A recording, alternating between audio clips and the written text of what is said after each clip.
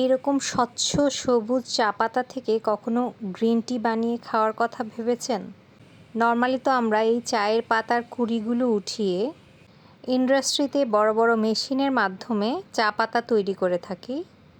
তবে আজকে আমি দেখাবো আপনাদেরকে কিভাবে সতেজ চা পাতা থেকে আপনারা বাসায় গ্রিন টি তৈরি করে নিতে পারেন। এবং সিস্টেমটাও খুব কঠিন কিছু না। সিলেটের শ্রীমঙ্গলে বেড়াতে গিয়ে আমি কিছু স্বচ্ছ সবুজ চা পাতার কুঁড়ি কালেক্ট করে এনেছিলাম। এগুলোকে আমি ভালোভাবে ওয়াশ করে নিয়েছি। এবারে একটি চালনির মধ্যে নিয়ে আমি 2 দিন রোদে শুকিয়ে নিয়েছি। এই যে 2 দিন রোদে শুকিয়ে নেওয়ার পর আমাদের এই চা পাতার আউটলুকটা ঠিক এই রকম হয়েছে। কিন্তু এটা কিন্তু দেখতে গ্রিন টির মতো হয়নি। এখন আমি এটাকে গ্রিন টির মতো লুক দেওয়ার জন্য এই বড় বড় পাতাগুলোকে মুচড়ে ছোট করে নেব।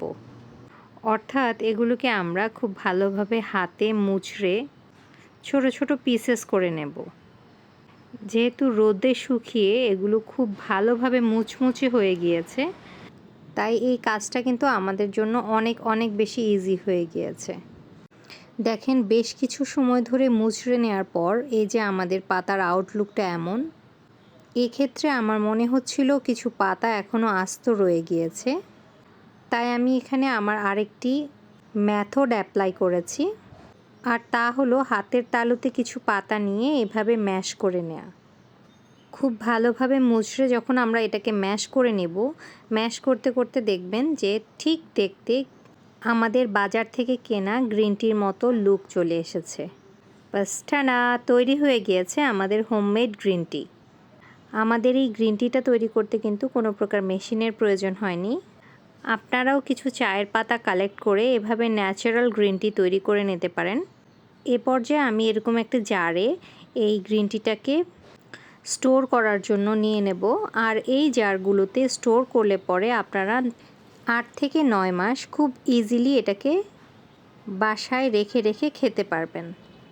সো বছরে তো একবার সিলেট শ্রীমঙ্গল ঘোরা হয়ই, তখন যদি আমরা কিছু পাতা কালেক্ট করে নিয়ে আসি আর সেই পাতাগুলোকে এভাবে স্টোর করে রেখে দেই, তাহলে কিন্তু সারা বছর এভাবে আমরা গ্রিন টি স্টোর করে খেতে পারবো। যেই গ্রিন টি অত্যন্ত চড়া দামে মেগা শপগুলোর থেকে আমরা কিনে থাকি আমাদের সুস্বাস্থ্যের জন্য। সো বন্ধুরা, আজ এ পর্যন্তই। দেখা হবে আবার নতুন কোনো ভিডিওতে, নতুন কোনো আয়োজনে। টিল দেন সবাই ভালো থাকবেন, সুস্থ থাকবেন এবং ফলো দি এঞ্জেলস ওয়ার্ল্ডের পাশেই থাকবেন। ধন্যবাদ।